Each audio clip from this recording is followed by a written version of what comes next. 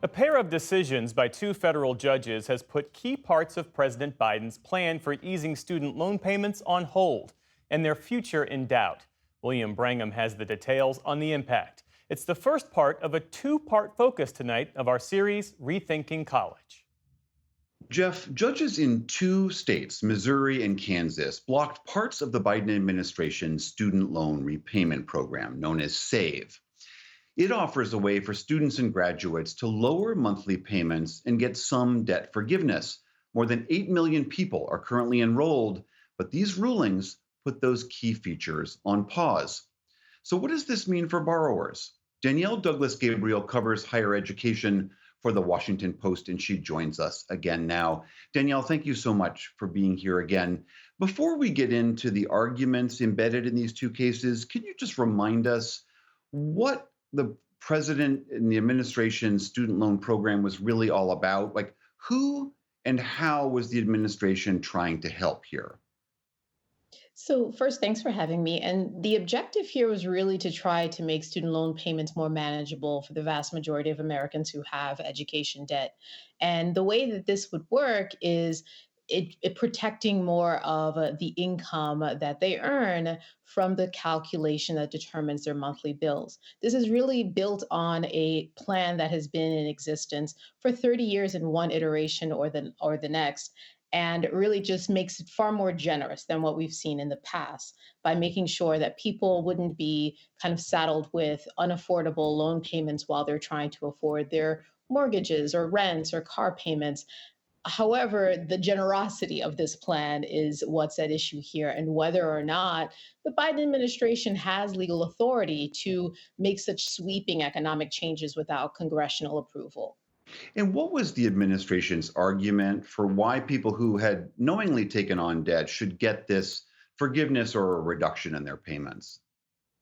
Well, honestly, this plan in one iteration or the next has existed since 1993, and the idea was always let's make sure that people aren't drowning in their student loans as they're trying to make a life for themselves.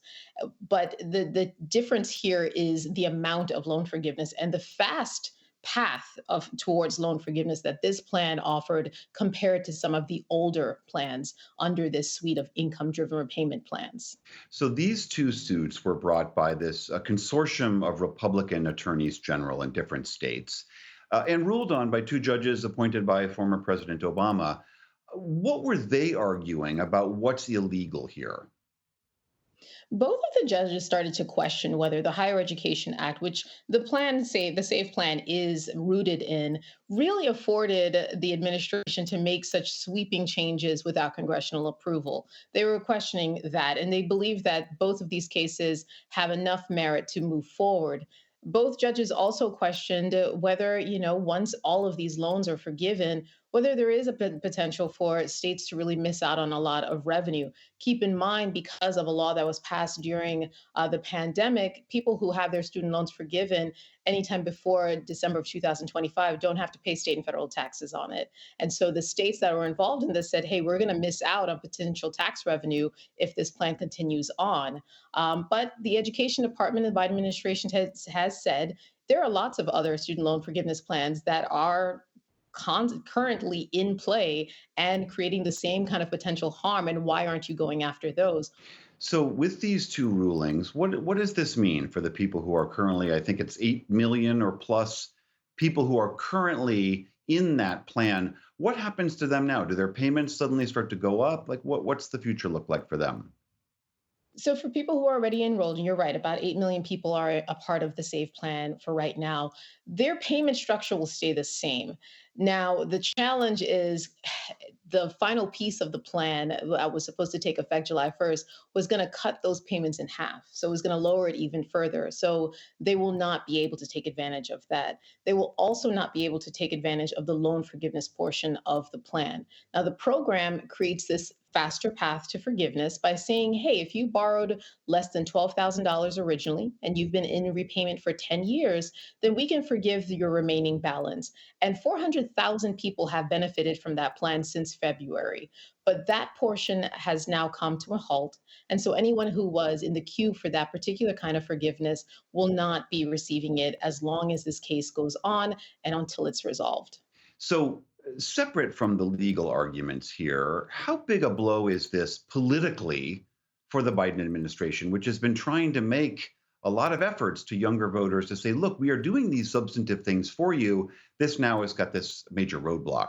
I mean, certainly these decisions undermine the Biden administration's efforts to really, stake out a claim as the president who has delivered the most student loan forgiveness and has been the most generous and advantageous towards borrowers. There's still, millions of people who have benefited from Biden's suite of loan forgiveness plans and policies, and I imagine they will still continue to do so under all the other policies that are still in play. But in this particular plan, that really was a cornerstone of what the president was trying to do for borrowers and create really a legacy of trying to be more generous and understanding with people who have been saddled with education loans. This really is a hit. But, look, the cases are still going. We really don't know what the outcome is. But the two injunctions certainly do signal that the court is willing to entertain these arguments and could ultimately, the states could prevail. All right, Danielle Douglas Gabriel of the Washington Post, thank you so much for being here again. Thanks for having me.